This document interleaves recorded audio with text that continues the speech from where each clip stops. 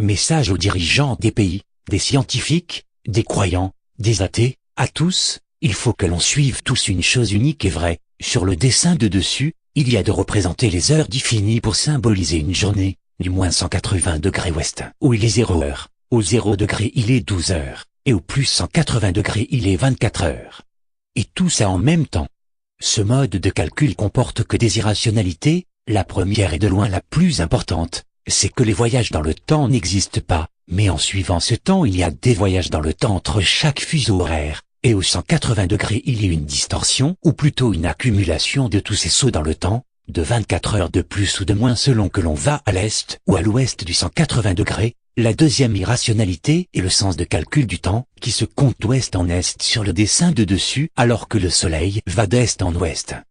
Troisième irrationalité, et le fait que l'on est tous d'accord pour dire que la Terre est une sphère et qu'il faut une rotation de 24 heures sur elle-même pour une journée, mais ensuite on calcule le temps selon sa position sur Terre, sans prendre en compte les autres, sans prendre en compte que la Terre est une sphère, donc, on suit le temps comme si la Terre était plate et que les autres n'existaient pas. Message aux rois, reines, aux présidents, aux dictateurs, des pays. Je ne suis pas contre la souveraineté d'un pays.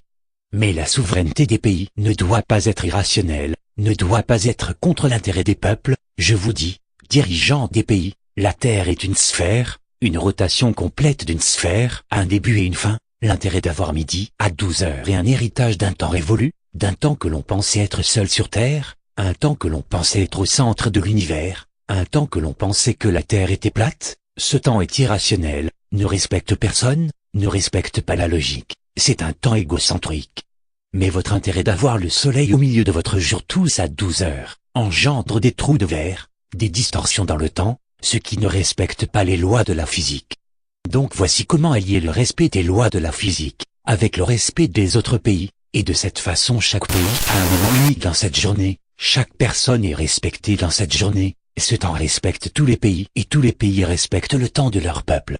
Le soleil est notre repère dans l'espace-temps, respecter que les uns et les autres existent, c'est ce que ce temps traduit, c'est attendre son moment à soi dans cette journée, c'est parler un même langage avec des points de vue différents.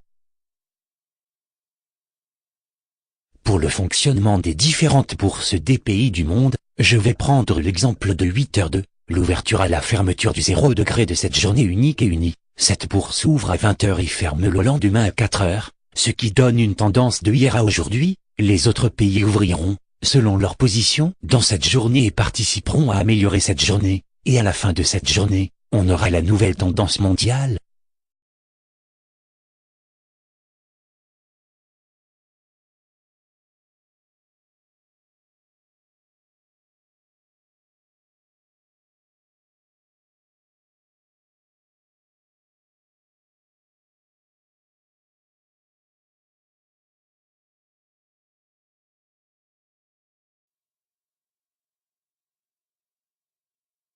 Voici différentes villes de différents pays, avec leur position dans cette journée unique et unie, en partant du 180 degrés, que l'on utilise comme ligne de changement de date, que j'appelle le degré 0 et en suivant le soleil tout le monde est respecté, chaque personne est respectée. Pour déterminer le temps avec l'espace, j'ai pris un degré correspondant à 4 minutes, sur une rotation de 24 heures, soit 360 degrés, égale à 1440 minutes, en prenant sa position de longitude GPS. Si l'on est à l'est du degré 0, il faut faire 180 degrés moins sa position longitude affichée, ce qui donne la position réelle du point de départ de cette journée unie. Ensuite il faut convertir la distance en secondes, soit longitude réelle du départ fois 240 et ensuite convertir les secondes en minutes, heures, et on a le moment du passage du soleil en temps réel. Si l'on est à l'ouest du 0 degré, il faut faire 180 degrés plus la longitude GPS pour avoir sa position réelle du point de départ de cette journée unie. Ensuite on a notre temps-espace dans cette journée,